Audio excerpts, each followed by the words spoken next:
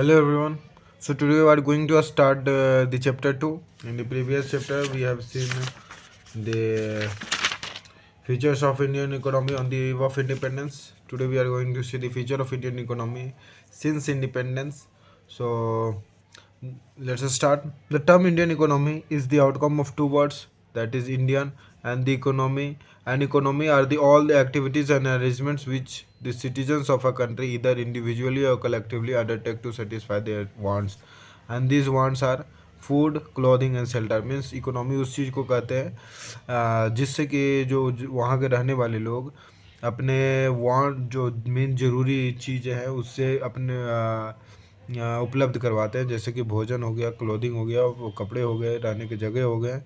So Indian economy is not just a study of the facts and figures relating to economic life of India. Rather, it undertakes to analyze the causes and effects of the problem pertaining to economic lives. So बोल रहा है कि जो Indian का economy है वो केवल facts और फिगर नहीं है, बल्कि यहाँ इकोनॉमी का इंडियन इकोनॉमी का मतलब ये हुआ कि हम जानेंगे कि बेसिकली क्या चेंजेस आई इकोनॉमिक से, हाउ पीपल जो थे वो सर्वाइवल कैसे उनका बढ़ा एंड कौन कौन सी समस्या उस वक्त रही.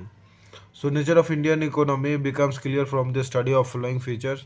और वो फीचर्स क्या है? Indian economy is an under developed economy, जो कि हमने पिछले चैप्टर में भी देखा था, बट इस चैप्टर में हम यहाँ पे डिटेल में देखेंगे why it is under developed economy. Also, Indian economy is mixed economy. Indian economy is a planned developing economy. Dualistic nature of Indian economy and sectoral distribution of Indian economy. Dualistic nature भी देखेंगे semi feudal का, that is capitalist और federalism का. Indian economy जो है developing economy कैसे, मतलब planning कैसे चली आफ्टर इंडिपेंडेंस इंडिया के इकोनॉमिक कंडीशंस को बढ़ाने के लिए. जैसे कि हमने पहले प्रीवियस चैप्टर में देखा था कि इंडिया इकोनॉमी जो था वो बहुत सफ़र कर रही थी. लोग जस्ट 320 रुपीज़ जो था पर कैपिटा इनकम था.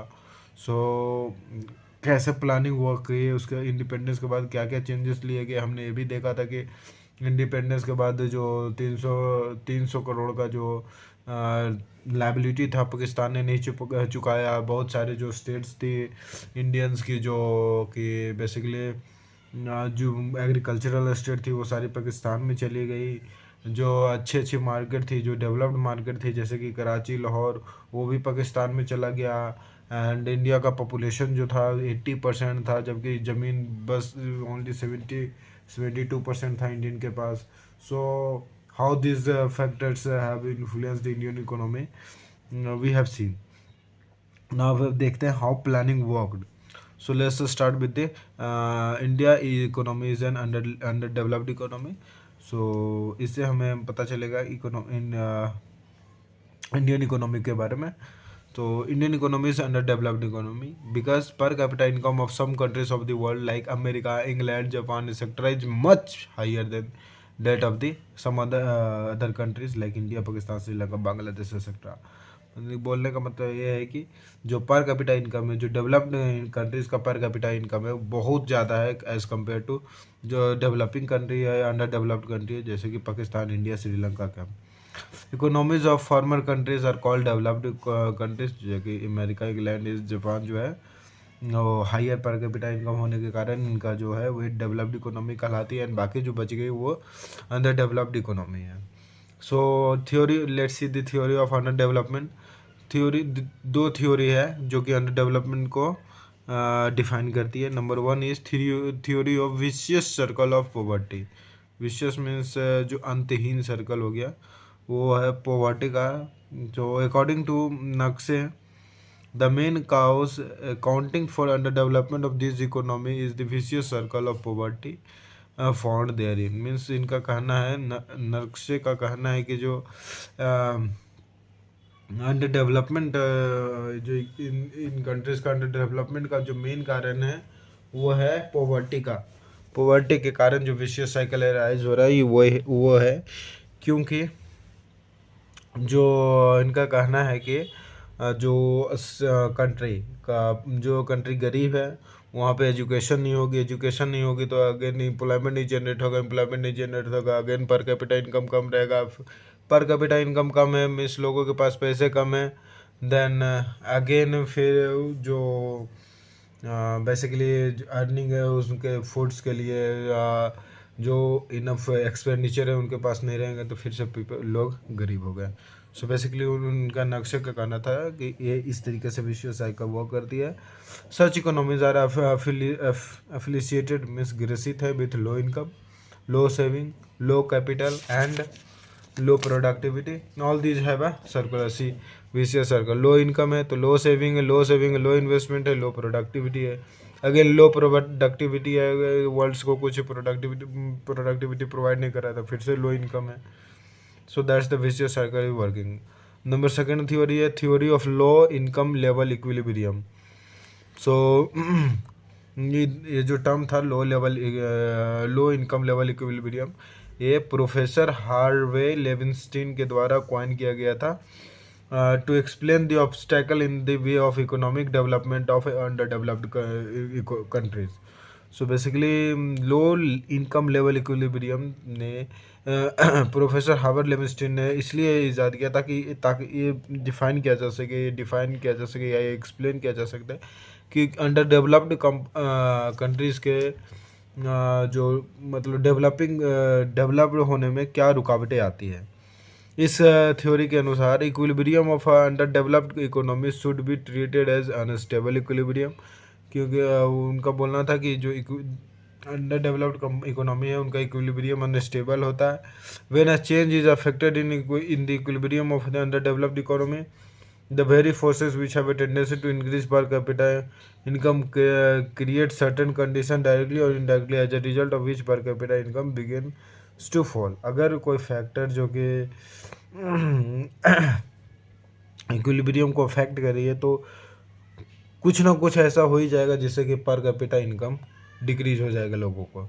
Under this equilibrium condition in the initial stage of development of an under developed company, factors lowering the incomes are more powerful. Means जिस इक्विलिब्रियम कंडीशन जो चल रहा था तो जो फैक्टर्स जैसे कि एजुकेशन हो गया, लिटरेसी हो गई, प्रोडक्टिविटी हो गई, वो फैक्टर्स जो है वो ज़्यादा कंट्रीब्यूट करते हैं कि वो निगेटिवली ज़्यादा कंट्रीब्यूट करते हैं, वो बेसिकली वो इनकम कम कर देते हैं। So in the relation to the under development of the Indian economy, theory of both Nurkse and Leibenstein are applicable. मतलब इंडिया के ऊपर दोनों थ्योरी एप्लीकेबल है। Before the dawn of independence means आज़ादी के महोत्सव से पहले growth rate of Indian economy was almost zero. जो इंडियन इकोनॉमी का ग्रोथ रेट था वो ऑलमोस्ट नेग्लिजिबल था, जीरो था, क्योंकि हमने देखा था बहुत सारे फेमस ने टुक प्लेस किया था, डिसइंटीग्रेटेड इकोनॉमी थी, पार्टीशन हुआ था, अंडर डेवलप्ड थी, एग्रीकल्चर कम था। तो बेसिकली वो उस वक्त हमने यहाँ तक ये भी देखा था कि हमारा जो ग्रोथ रेट था वो निगेटिव में चला गया था। ऑल्दो फिर भी यद्यपि fair amount of capital investment had taken place in the construction of roads, railways, textile, iron and steel industries, mines and factory etcetera. फिर भी हालांकि इतना कम था इंडियन इकोनॉमी का ग्रोथ, फिर भी बहुत सारे जो इन्वेस्टमेंट थे वो हम इन इंडस्ट्रीज़ को, रोडवेज को बनाने में, टेक्सटाइल इंडस्ट्री को प्रमोट करने में, आयरन स्टील इंडस्ट्री को प्रमोट करने में इसमें दिया गया। So this investment did lead to rise in national income इन्होंने बढ़ाया, but as proved by the Leibenstein theory the increase in national income could not sustain itself for long. National income आपस में खुद अकेला बढ़ा हुआ कुछ ज़्यादा देर तक इंडिया मतलब एक इकोनॉमी को ज़्यादा स्ट्रॉन्ग नहीं कर सकता, जैसा कि हमने पढ़ा था। क्यों? क्योंकि अगेन क्योंकि वो अगेन जो पीपल्स की प्रोडक्टिविटी पे डिपेंड करती है, how they are supporting their economy. So इसकी वजह से as a result of the investments of what millions of rupees during 5-year plans there has been some progress in the economy. कुछ progress हुई, but many opposing forces causing fall in the rate of this progress have also been at work simultaneously. Means इनकी investments की वजह से progress तो हुई, roads बनी, railways बनी, इंडस्ट्रीज प्रमोट हुए, बट जो फैक्टर्स थे अपोजिंग वाले वो भी इंक्रीज किए, जैसे कि पॉपुलेशन एक्सप्लोजन हुआ, लेस कैपिटल फॉर्मेशन, लोगों कैपिटल फॉर्मेशन कम हुआ बिकॉज कंजप्शन, क्यों पॉपुलेशन बढ़ा तो उनके कंजप्शन में जो मनी, एक्स्ट्रा मनी थे वो उनके कंजप्शन में चले गई। Rising expectation of the people, people को ज़्यादा एक्सपेक्टेशन थी वो फुलफिल नहीं हुई। उन लोगों को लगा कि मीन्स ज़्यादा एम्प्लॉयमेंट आ रही है and they got in means they get trapped in that. They expected more from the government but there's limitation। इसलिए बोला, लेविस्टन ने बोला था कि जब इक्विलिब्रियम अगर बना नहीं हो तो भले ही 1000 पॉजिटिव इफेक्ट हो जाए, पॉजिटिव फैक्टर्स हो जाए, बट उसके निगेटिव साथ के साथ वर्क कर रहे होते हैं। So feature of Indian economy as an underdeveloped economy. Number one is stagnant per capita income. We have seen that very little growth of per capita income took place because of the various factors. And during the period of 1950-51 to 23-24, annual rate of increase in the per capita income was about 3% only. And underdeveloped and this shows that the underdeveloped uh, economy India, that this shows that India is underdeveloped economy. Also low level of per capita income, stagnant था, लेकिन if it would have been more than it would have been better, but stagnant था तो बहुत कम पे stagnant था। सो लो पर capita income, लोगों का मतलब पर आदमी का जो अर्निंग था बहुत कम था। So comparison of per capita income of India with some other country is shown in this table. Here you can see that India का just in the year 2023 India का पर कैपिटा अभी भी 2023 में इतना प्रोग्रेस होने के बावजूद भी 2540 है, जबकि यूएसए यूके जैसे कंट्री में see how big difference is there. Number third feature is the low standards of living on account of low capita in per income।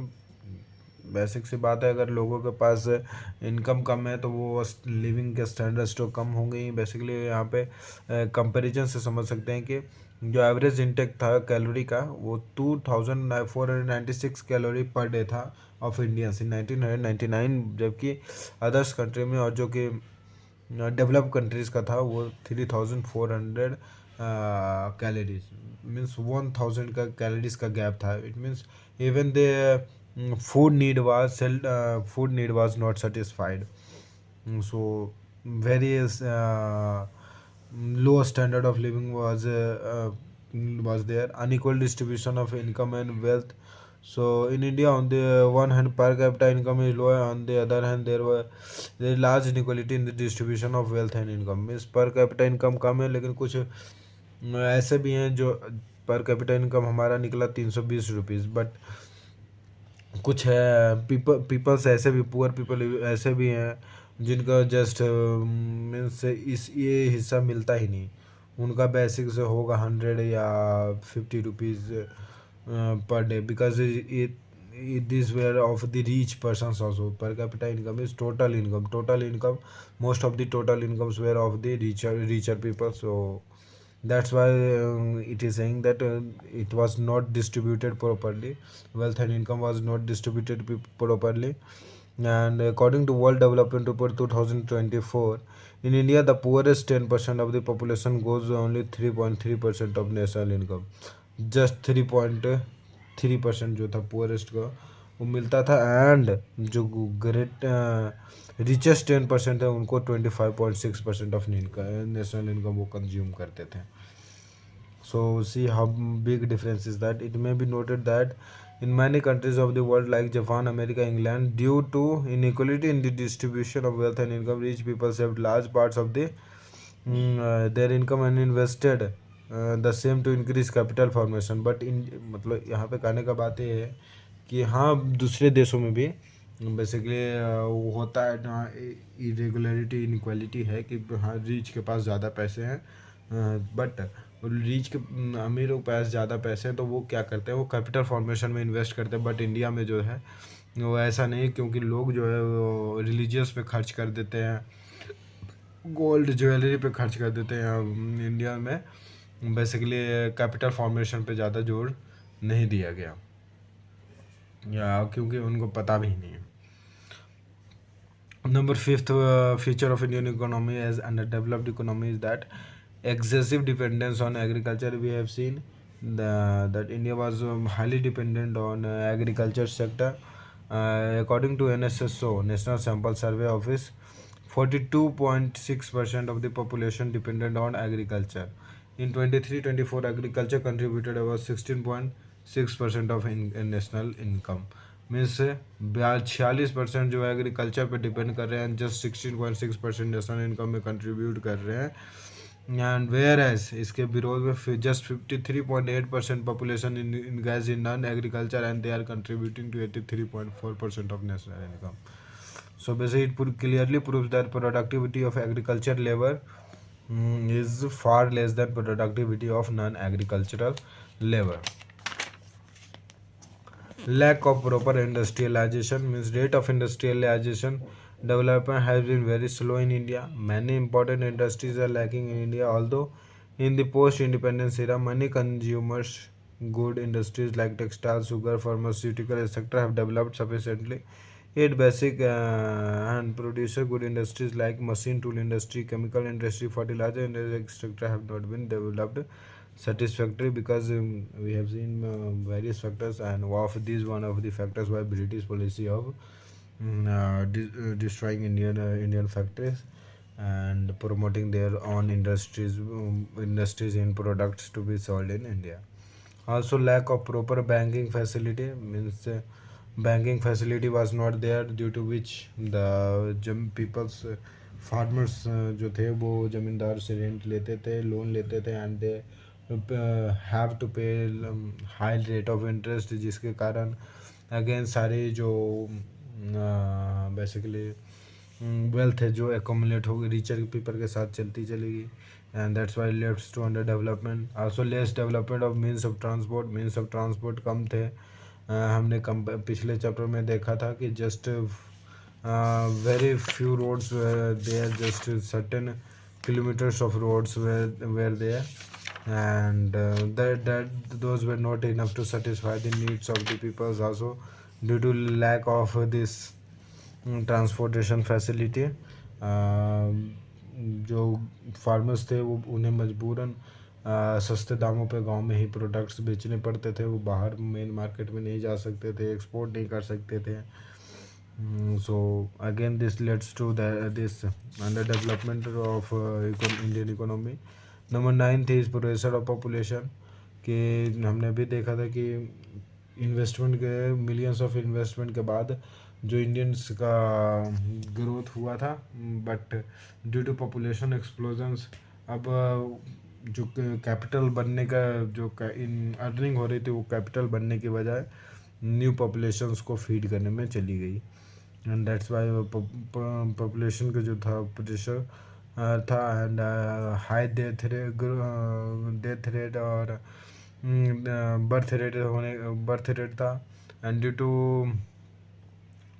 High birth rate basically population explosion हुआ, and जो again economic में जो growth rate में पर capita income में जो growth आने था वो पॉपुलेशन की वजह से वो डिमिनिश हो गई, वो रिजल्ट नहीं शो हुआ. And unemployment and under employment, again this is the case of agriculture means people were very less employed. Many industries of Indians were closed down by the Britishers. Small industries were cut down by the Britishers, and peoples were like indulged in peoples migrated to the agriculture sectors. Private peoples in urban areas also migrated to the agriculture, but जमीन कम थी, and also land got less productive due to excessive use. So we have seen the concept of wear and tear. So no maintenance of land took place, and that's why the productivity of land decreased. Also, various agriculture productivity factors like water irrigation facilities were not maintained, scientific method was not used, modern machines was not used. So basically this led to the unemployment and disguised employment, also lack of capital formation. We have seen that जो income हम बढ़ी थी वो basically capital formation की वजह लोगों ने religious belief में स्पेंड कर दिए एंड आल्सो रिलीजियस बिलीफ में स्पेंड कर दिए एंड लोगों ने ग्रोइंग पॉपुलेशन को सपोर्ट करने के लिए वो कैपिटल चला गया. सो बेसिकली कैपिटल फॉर्मेशन हुआ ही नहीं एंड नेचुरल रिसोर्सेज जो थी हमारी इंडिया की, वो भले ही हमारा इंडिया जो था बहुत रिच इन नेचुरल रिसोर्सेज था, बट जो हमारी नेचुरल रिसोर्सेज थी वो अंडर डेवलप्ड थी. Barely 1/5 of the country water resources have been utilise. मतलब कंट्री का अगर 5 विभाग में कंट्री का वाटर बांटा जाए तो just 1 part of the water was use by the Indians and that's why agriculture were affected. Floods play havoc in the country. Water की management नहीं सही थी. Dams were not there, infrastructures were not there, so floods were used to destroy the crops. The agriculture was dependent on the rain, so it was affected by the rain.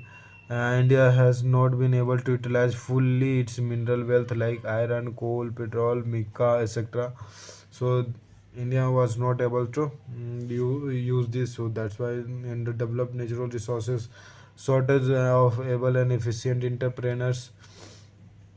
So according to eminent economist Schumpeter, able and efficient entrepreneurs are the essential prerequisite of economic development.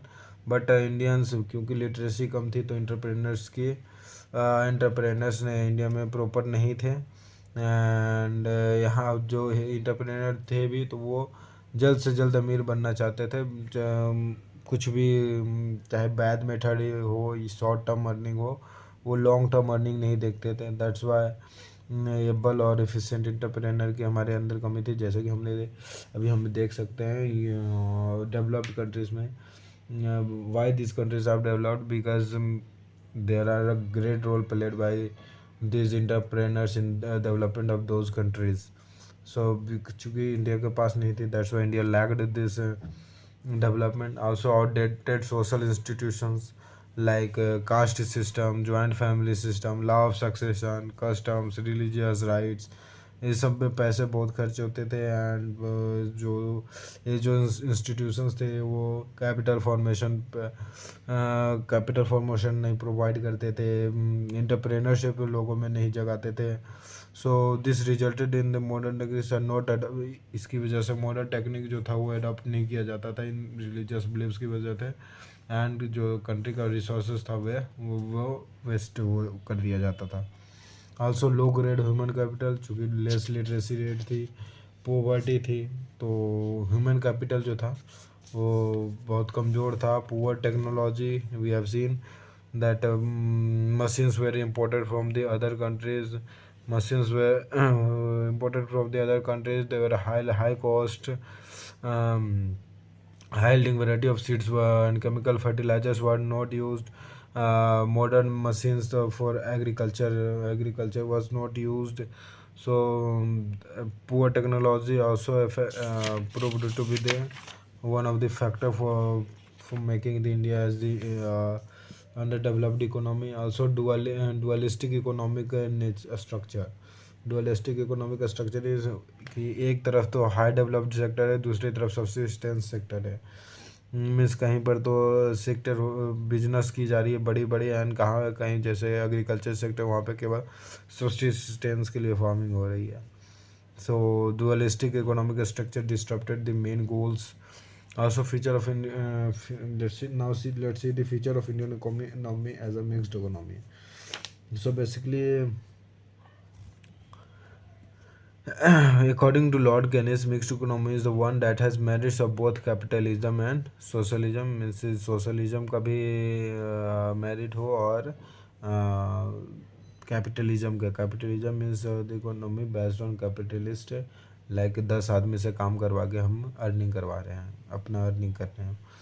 So capital formation पे capitalist economy ज़्यादा डालती है जोड़. सो Indian economy is a mixed economy. Main feature of the mixed economy of India are public sector. According to industrial policy 1991, number of industries reserved for the public sector is reduced to two. These are atomic energy and railways energy. Railways, atomic energy and railways. All other industries now open for private sector. So सारे जो economy है और दूसरे economy वो private sector के हैं, private sector के लिए ओपन कर दिए गए हैं. जैसे कि now even among railways some key infrastructure component that is high speed train projects, dedicated freight lines. Freight line is मतलब ट्रांसपोर्ट ट्रेन के लिए, mass rapid transport system, signaling system, railway electrification sector have been open for private sectors.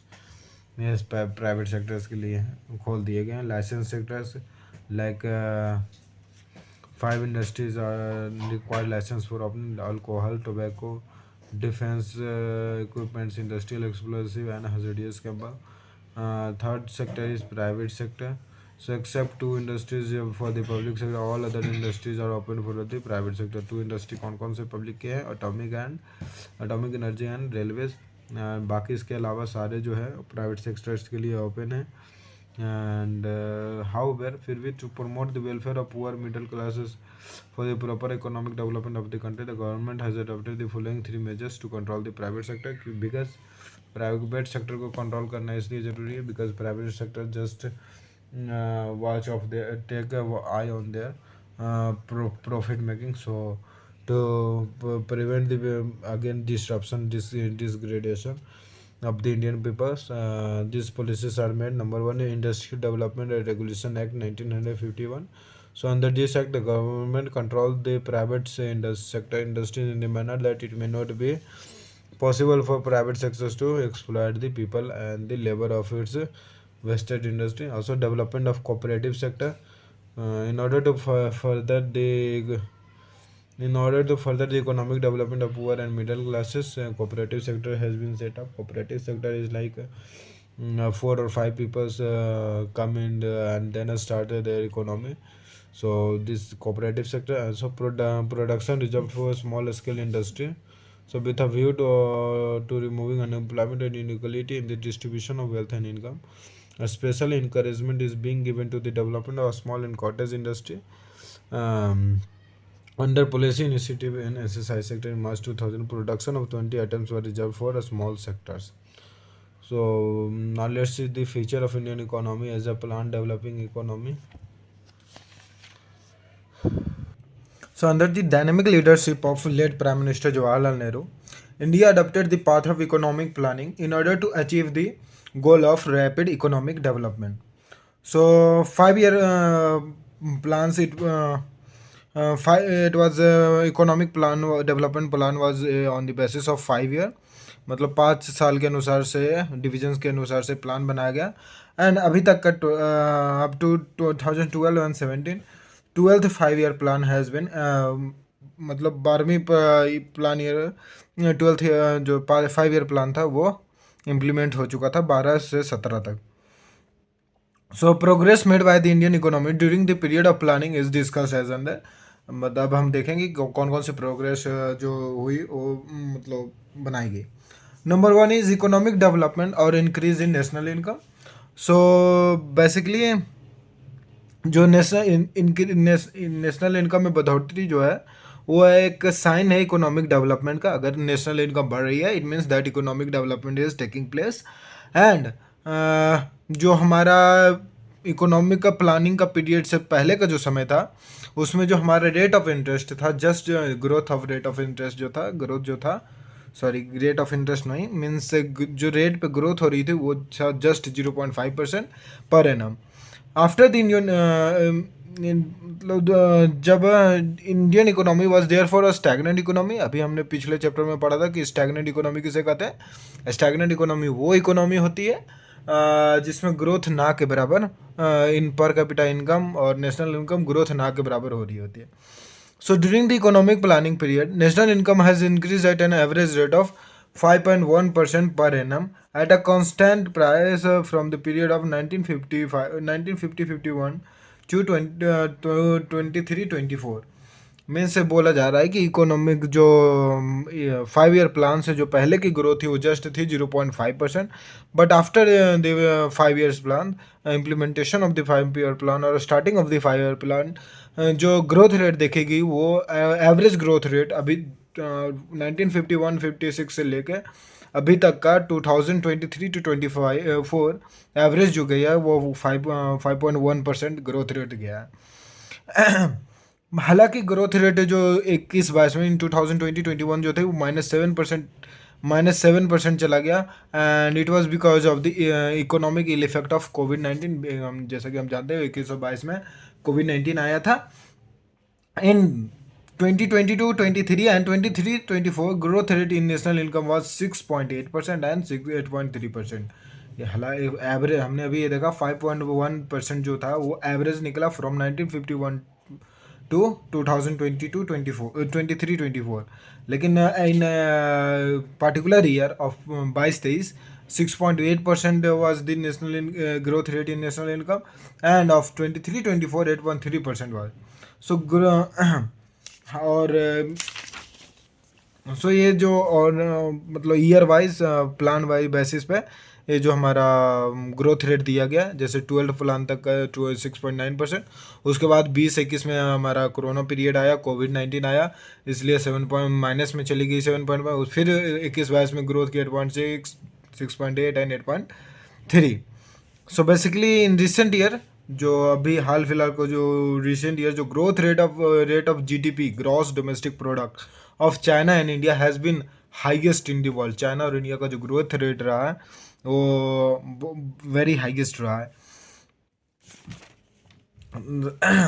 Second feature जो हुआ कि benefit जो plan economic development का हुआ वो ये कि इट इंक्रीजेस द पर कैपिटा इनकम। ऐसी बात है, जब नेशनल इनकम बढ़ रही है तो पर कैपिटा इनकम भी बढ़ रही है, and with the same rate वो बढ़ रही है। जैसे कि देखो in 20-21 basically rate of per capita income चला गया -8% due to COVID period, and in 22-23 per capita increases with 5.8%, and 23-24 it increases with the speed of 7.4%. Also it later increase in the rate of capital formation। तो basically capital formation के बारे में हमें मालूम ही है कि जिस कंट्री में ज़्यादा कैपिटल फॉर्मेशन होगा वो जल्दी डेवलप करेगी, क्योंकि capital is basically something that which will give you in return. Like किसी चीज़ में बिजनेस में इन्वेस्ट करना है तो बिजनेस अभी हम बिजनेस में इन्वेस्ट कर रहे हैं तो फ्यूचर वो रिटर्न हमें देगी ही देगी। मीन्स नॉट सारे बिजनेस नहीं दे पाएगी क्योंकि कुछ फेलियर भी होते हैं, but higher probability is that they will give the return. So basically ये जो हमारा 5 ईयर प्लान का जो एक दूसरा बेनिफिट हुआ वो ये था कि कैपिटल फॉर्मेशन जो था बढ़ गया। Rate of capital formation depends on the rate of saving and investment. जितनी ज़्यादा सेविंग और जितने ज़्यादा इन्वेस्टमेंट मीन्स पहले तो पैसा बचाओ एंड इन्वेस्ट करो कहाँ पे, जहाँ पे यूजफुल है, जहाँ पे रिटर्निंग का चांसेस है। So during the 5 periods of 5 years plan rate of saving and investment है इंक्रीज वेरी मच, बहुत बढ़ी है। इन the year of 1950-51 rate of capital formation was 8.7% of the GDP. Total GDP का 8.7% था 50-51 में, जो कि हमारा क्या था first 5 year plan starting period था, फर्स्ट ईयर था। And in 22-23 it is increased to about 32.2% of the GDP। So यहाँ से हमें पता चलता है yes the 5 years plans is working properly। Number 4th is institutional reforms in agriculture and green revolution। So basically contribution of plans in the development of agriculture has been of two kind। मतलब जो five year plan जो था वो कैसे agriculture को benefit किया। Number 1 is जो agriculture मतलब कहना चाह रहा है कि एक एग्रीकल्चर जो कंट्रीब्यूशन एग्रीकल्चर डेवलपमेंट में जो 5 ईयर्स प्लान्स का रोल रहा वो 2 प्रकार से रहा। पहला प्रकार था लैंड रिफॉर्मेंस एंड दूसरा प्रकार जो था टेक्नोलॉजिकल डेवलपमेंट। हालांकि जो लैंड रिफॉर्म्स जो था could not be implemented fully, पूरी तरह इम्प्लीमेंट नहीं किया जा सका, but it must be acknowledge that मतलब ये हमें एक्सेप्ट करना चाहिए कि even limited land reforms have created a कॉन्जेनियल means अनुकूल एटमोसफेयर, मतलब जो एटमोसफेयर रिक्वायर्ड है साइंटिफिक कल्टिवेशन के लिए, वो एटमोसफेयर इसने क्रिएट करके दिया था। और इन 1966 great stress was लेस्ड on technological development of agriculture. Second जो सेकेंड वे में सेकेंड काइंड्स में जो एग्रीकल्चर में रिफॉर्म लिया गया वो था technological development, and it was started in 1966। 1966 में 1966 में बहुत जोर दिया गया टेक्नोलॉजिकल डेवलपमेंट। कौन सी टेक्नोलॉजी का डेवलपमेंट? जो टेक्नोलॉजी एग्रीकल्चर में यूज़ होती है। So it culminated in green revolution, और during the period of plants production of food grain has increased 4 fold. मतलब जब इन प्लान्स को इम्प्लीमेंट किया जा रहा था उस वक्त जो हमारा इंक्रीज था फूड प्रोडक्शन का वो 4 फोल्ड था। इन इस 50 से कमन production was just 550 lakh tonne all over the country, जबकि अब in 2022-23 it has increased to 3,297 lakh tons. So here is a huge difference as compared to of the first 5 year plan का पहला ईयर एंड 2022-23 जो था it's like 12 13 4 1 2 3 4 it's like 13th plan जो है वो चल रही है आई थिंक। सो इनकी जो प्रोडक्शन है 4 फोल्ड इंक्रीज हुआ, you can see about 3,297 lakh tonne food grains produce हुए in the year of 22-23। So in जो 1950 का 1950-51 टाइम में जो इरिगेटेबल एरिया था वो it was just 17%, it increase to 53% in March 2022, means March 2020 को जब कैलकुलेट किया गया तो it was about 53% land was made irrigatable. So during plans agriculture production has increase very much, and per hectare production भी जो था बहुत increase हुई है, and it's all because of the scientific method of cultivations, improved seeds and chemical fertilizers. Also 5 years plans have led the development of industries. So basically plans have succeeded a lot in industrial development. Basic and capital good industries like iron and steels, machinery, chemical fertilizers etc have been developed considerably means मतलब मान्य तौर पे वो बहुत बढ़ी है। Public sector भी expand हुआ है। Country has become almost self sufficient in matter of consumer good industries. There has been diversification and modernisation of industries and industrial production capacity has increased tremendously. As a result of planning, substantial development has taken place in industrial field. Tremendous increase in the production of industrial products in the country. और अगर छोटे में कहे तो industrial production has witness considerable rise during the period of planning, means planning के दौरान जो growth हुआ बहुत हुआ। इन 12th प्लान 12वीं प्लान में industrial production growth rate was 6.3%, and in year 2021 and 21-22 industrial production increased by -3% and 12% respectively, because यहाँ पे देखो 20-21 में हमारा जो इंडस्ट्रियल प्रोडक्शन था वो माइनस में क्यों गया? बिकॉज अगेन कोविड-19 का जो इल इफेक्ट था वो हुआ, बट अगेन 21-22 में उसने फिर से गति पकड़ ली, इट वाज अगेन 12%। नंबर 6 जो इन्फ्लुएंस का वो था डेवलपमेंट ऑफ इंफ्रास्ट्रक्चर। इंफ्रास्ट्रक्चर जैसे कि ट्रांसपोर्ट हो गया, कम्युनिकेशन हो गया, इरिगेशन फैसिलिटी हो गया, पावर जनरेशन कैपेसिटी हो गया। इन 5 years के प्लान के दौरान बहुत अच्छे से डेवलप किया है। हमारा पावर जनरेशन कैपेसिटी भी काफ़ी हद तक बढ़ा है। पावर जनरेशन में electricity power generation product electric power generation capacity जो हमारा बढ़ा है, लाइक डैम्स बनाए गए हैं एंड सोलर एनर्जी पे वर्क किया गया, विंड एनर्जी पे वर्क किया गया। सो बहुत हद तक इंफ्रास्ट्रक्चर भी हमारा डेवलप हो गया। हमारा रोड्स भी बने, बहुत सारे रेलवे भी बहुत जगह को कनेक्ट करने लगी। सी पोर्ट्स भी डेवलप हुए, एयरपोर्ट्स बने, एयरवेज बने, telecommunication, banking, insurance etcetera. Means हमारे जो 5 year प्लान जो था इसमें एक हमारा एक कह लो कि इंफ्रास्ट्रक्चर भी अच्छे से डेवलप किया। एंड सोशल सर्विसेज की बात करें तो जैसे कि डेथ रेट हो गया, तो death rate came down just 1000 में 6 मैन वर डाइंग, जो कि 1991 में था 40.8 per people dying in out of 1000 people. So कहाँ 40 पीपल, अप्रॉक्स 40 पीपल कहाँ मर रहे हैं वहाँ पे, अब जाके 6 पीपल केवल 6 पीपल का डेथ हो रहा है ड्यू टू हेल्थ इश्यूज और something else.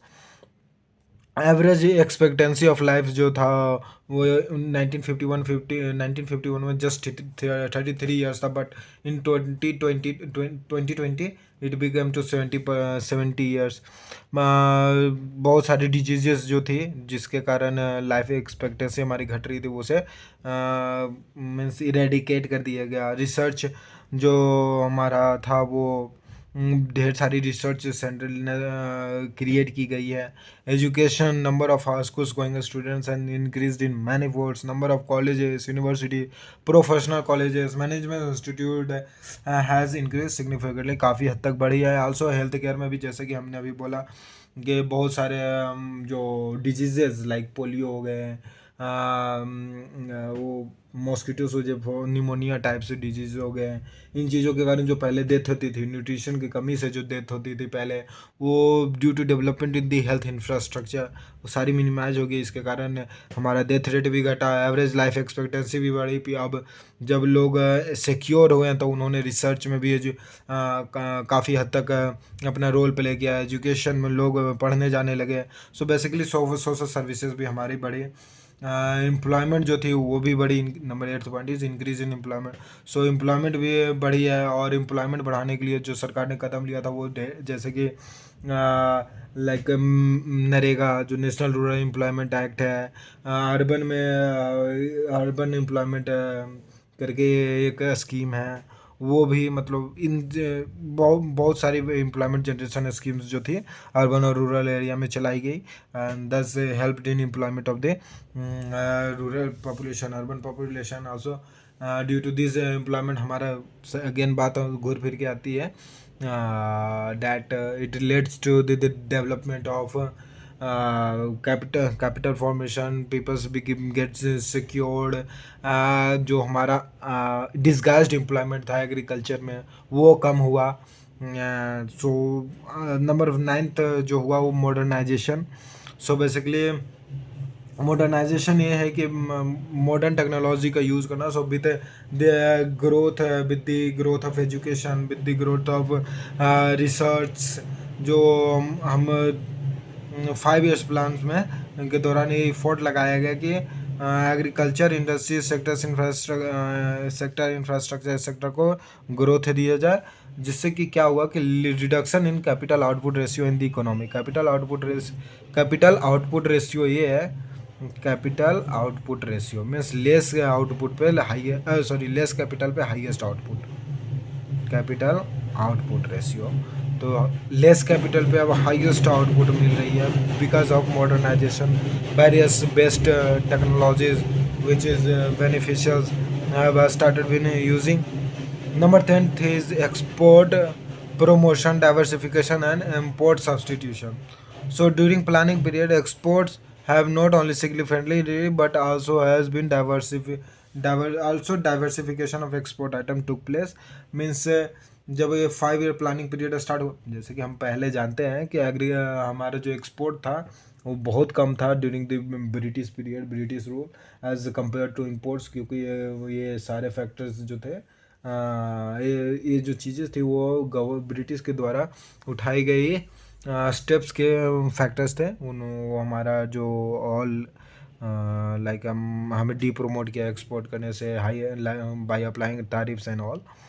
So but after the periods of the 5 year planning, starting of the periods of the 5 year planning, जो हमारा एक्सपोर्ट का दायरा था, जो गुड्स का जो दायरा था वो इंक्रीज़ हुआ। प्राइमरी प्रोडक्ट्स के अलावा भी हम manufactured goods, engineering goods, jewellery, information technology services, ये सभी हम एक्सपोर्ट करने लगे हैं। ऑल्सो जो हमारा पहले हम इंपोर्ट करते थे ढेर सारी चीज़ें, जैसे कि आयरन, स्टील, मशीनरी, फर्टिलाइजर्स, ये सारी हम बहुत सारी इंपोर्ट करते थे। But with the development in the country, जो इम्पोर्टिंग जो हो गई वो हमारी कम हो गई, and does our it reduces the our dependency on foreign countries. Also development of science and technology with more than half of the population, more than half of the means global market में जितने भी लोग हैं वो, और जितनी भी services, more than half are provided by the in Indian peoples in IT services. So basically development in science and technology also took place. Structural and institutional changes, like institutional changes during the planning period have took place. Public sectors, expansion of public sector, introduction of private support system, public distribution system जिसको हम PDS कहते हैं, development of financial institution, ये सब मतलब काफ़ी हद तक हमारे इंस्टीट्यूशनल चेंजेस को पॉजिटिव डायरेक्शन से इम्पैक्ट किया है। Development of liberalisation, globalisation and privatisation is also positive institutional and structural changes.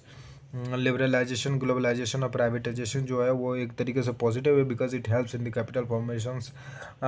लोग इंडिपेंडेंट होते हैं एंड पीपल से if they are educated and they are on the self, जो कई एक बार ये होता है कि हम दूसरे के लिए वो वर्क करते हैं इन द फॉर्म ऑफ, लोगों के मन में होता है कि हम ये गवर्नमेंट फ़ायदा उठा रही है, बट जब वो वही काम प्राइवेट पे किया जाता है तो लोग और उसमें अपना इन्वॉल्वमेंट, वो कंसंट्रेशन अच्छी तरीके से डालते हैं। सो प्राइवेटेशन आल्सो मतलब पॉजिटिव स्ट्रक्चरल चेंजेस प्रोवाइड करता है। Less cyclical fluctuation, cyclical fluctuation means जो पहले जो थे बूम्स, डिप्रेशन करके, अनएम्प्लॉयमेंट करके, ओवर प्रोडक्शन पीरियड करके जो समस्याएं होती थी, जैसे कि किसी टाइम बारिश नहीं हुआ तो लेस फूड क्रॉप्स प्रोडक्शन हुआ, जब बारिश हो गई ओवर फूड क्रॉप प्रोडक्शन हो गया, इतना हो गया कि ट्रांसपोर्ट फैसिलिटी कम पड़ गई, पूरा नेशन में स्प्रेड नहीं गया, डिस्ट्रीब्यूट नहीं किया जाने लगा।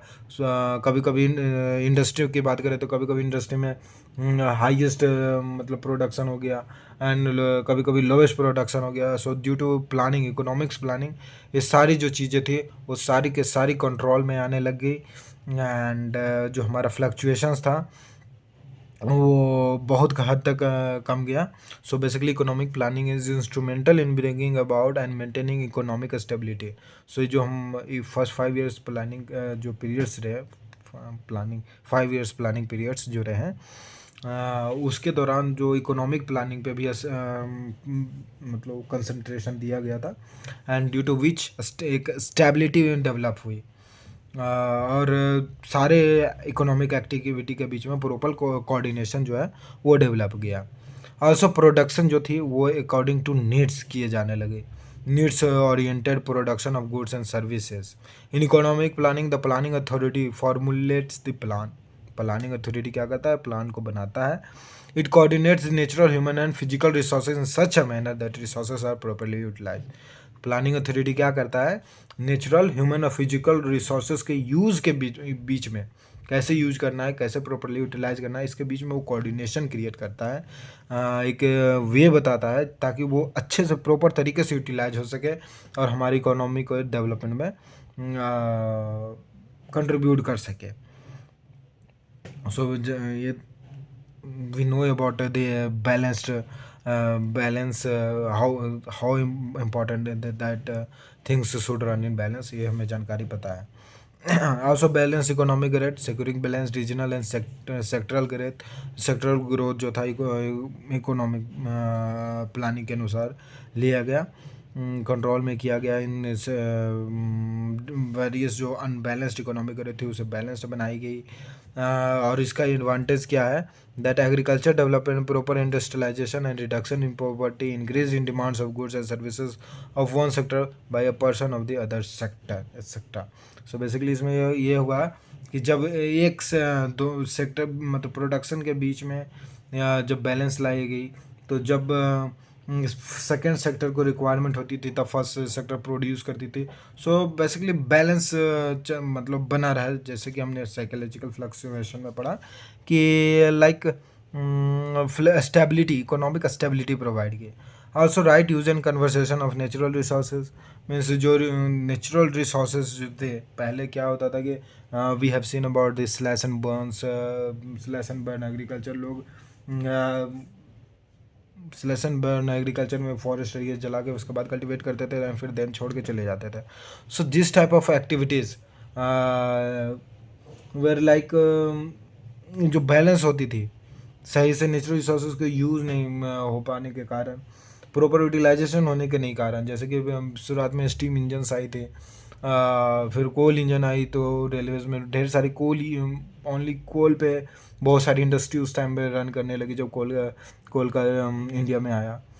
तो बस उसमें क्या हुआ कि हमारा एयर जो था वो again excessive use of coal के कारण एयर भी पोल्यूट हुआ, कोल की कमी भी पड़ गई. सो एक्सपोर्ट्स ज़्यादा करने पड़े, अगेन ओवरऑल लॉस में चली जा रही थी. सो बेसिकली क्या हुआ, इकोनॉमिक प्लानिंग के आने के बाद 5 ईयर प्लानिंग स्टार्ट होने के बाद कि सभी चीज़ों को कंजर्वेटिव वे में यूज़ करना शुरू कर दिया गया. इस तरीके से यूज़ करना शुरू किया गया कि अभी के यूज़ होने के बाद साथ के साथ ये फ्यूचर्स के लिए भी, जो नेक्स्ट अवर कमिंग जनरेशन है उनके लिए भी वो पर्याप्त मात्रा में अवेलेबल रहे. And this type of development we say it as sustainable development. So basically हमारा सस्टेनेबल डेवलपमेंट के तरफ से सस्टेनेबल डेवलपमेंट के लिए हम लोग वर्क करने लग गए. Also dualistic knowledge see the dualistic nature of Indian economy. ये हमने पहले पढ़ा था कि इंडियन इकोनॉमी जो है दो डुअलिस्टिक नेचर शो करती है. सो हमारा 2 type of economic conditions. Number 1 is technological level and social sections. So dualistic nature of economy refers to the presence of 2 different types of economic condition. Technological level पहला हो गया and दूसरा हो गया social sections. So basically let's say first of all talk about the economic dualism. So economic dualism में चीज़ें ये हैं कि पहला जो सेक्टर है, ये पहला जो 2 सेक्टर में बटी है ड्यूअलिज्म मीन्स 2. तो पहला जो सेक्टर वो केवल सब्सिस्टेंस के लिए फार्मिंग करता है या बिजनेस करता है या कुछ भी करता है, वो केवल लाइवलीहुड के लिए करता है. एंड वहाँ के दूसरा जो है वो हाईली डेवलप्ड है, वो मॉडर्न एक मशीनरी यूज़ करता है. People working in this sector are rich, enjoy good standards of living, and employee working in this sectors get good salaries. सो पहला सेक्टर है इकोनॉमिक ड्यूअलिज्म के अनुसार देखा तो पहला सेक्टर में जस्ट सब्सिस्टेंस के लिए इनफ पैसा आता है. सेकंड जो है वो सेकंड जो सेक्टर है वो हाईली डेवलप्ड है, enjoy good standards of living. Technological dualism में देखें तो पहला जो सेक्टर है उसमें outdated and traditional technology use करता है, पीपल इंटेंसिव टेक्नोलॉजी यूज़ करता है, and due to which less productions and less earnings. दूसरा जो सेक्टर है वो है innovative and modern method of production use करता है, जिससे के कारण उनका प्रोडक्शन बहुत होता है. एंड यहाँ तक कि दूसरा सेक्टर ये जो कि इवन फॉरेन कंट्री तक से मतलब मशीनरी को इम्पोर्ट करता है. सोशलिज्म ड्यूअलिज्म में देखें तो 1 सेक्शन वो है जो हाईली ट्रेडिशनल है, much faith in customs tradition superstitions है, जिसका कि हमने देखा था कि ये होता है कि कैपिटल फॉर्मेशन में ये अवरुद्धि डालती है. बिकॉज ज़्यादातर हमारा पैसा जो ट्रेडिशंस में लोग खर्च कर देते हैं, सुपरस्टिशंस में कर देते हैं, कस्टम्स शादी में हो गए. तो basically as a symbol of status और as a symbol of you can say गर्व की बात है, इस टाइप में चीज़ों में ये पहला सेक्शन मनी बिगाड़ देता है, मनी स्पेंड करता है. वहीं दूसरा सेक्टर जो अर्निंग करता है वो अगेन कैपिटल पे लगाता है. वो दूसरा सेक्टर जो है वो एम्बिशियस है, एजुकेटेड है, मोबाइल मीन्स मोबाइल लर्निंग है. तो बेसिकली दूसरा सेक्टर ये है कि वो बेसिकली इन चीज़ों से बाहर आ गया, ट्रेडिशनल सेक्टर से बाहर आ गया. और हमने ये भी पढ़ा था कि जो जिस कंट्री के में ट्रेडिशंस ज़्यादा है, कस्टम्स ज़्यादा है, वो बेसिकली डेवलपमेंट जो है बहुत स्लो होती है, क्योंकि कैपिटल फॉर्मेशन बहुत स्लो होती है. नंबर फिफ्थ जो रहा sectoral distribution of Indian economy. So basically हमारे इंडियन इकोनॉमी को 3 सेक्टर में बांटा जाएगा। Number 1 is primary sector, secondary sector and tertiary sector. Primary sector वो जो कि agriculture, forestry, diary, quarrying sector से पे डिपेंड करती है। सेकेंडरी सेक्टर जो है वो इंडस्ट्री के मैन्युफैक्चरिंग सेक्टर है, construction, power generation etcetera. And tertiary sector जो कि सर्विसेज प्रोवाइड करती है। मीन्स एक एग्जांपल से समझते हैं, जैसे कि प्राइमरी सेक्टर से गेहूं प्रोड्यूस हुआ, सेकेंडरी सेक्टर में जाके इंडस्ट्री में जाके उसका बिस्किट बनाया गया या ब्रेड बनाया गया, टर्शियरी सेक्टर में वो बिस्किट और ब्रेड को सेल किया गया। So basically in developed countries में टर्शियरी सेक्टर का हाईएस्ट रोल होता है, उससे थोड़ा कम सेकेंडरी होता है, एंड उससे थोड़ा और कम और मिनिमम प्राइमरी सेक्टर का कंट्रीब्यूशन होता है इन इकोनॉमी और जीडीपी और नेशनल इनकम या पर कैपिटा इनकम जो भी कह ले। तो बेसिकली टर्शियरी सेक्टर का हाईएस्ट होता है, जैसे कि हम देख सकते हैं जनरली 65% होता है टर्शियरी सेक्टर का contribution in developed countries, 30% primary secondary sector का, एंड 5% जस्ट 5% प्राइमरी सेक्टर का। और हालांकि इंडिया का जो अभी तक इन 23-24 पहले तो और कम था, बट इन 23-24 की हम अगर देखें तो 54.7% जो था टर्शियरी सेक्टर कंट्रीब्यूट करने लगा, secondary sector 28% and primary sector 16.6%। हालांकि अगर हम 51 की बात करें, and then it was like 60%, 60 to 65% जो थी कंट्रीब्यूशन थी वो प्राइमरी सेक्टर की थी। So in overall we can say that due to these plannings and economic growth steps जो लिए गए वो इसके कारण बहुत हद तक डेवलपमेंट हुई है। सो for now this chapter is finished. In the next chapter we will see structural changes in Indian economy, in which we will discuss in detail about the primary sector, secondary sector and tertiary sectors, and their needs, changes, and what all about. Basically we will discuss the sectors in detail. So for now let's stop here. Thank you.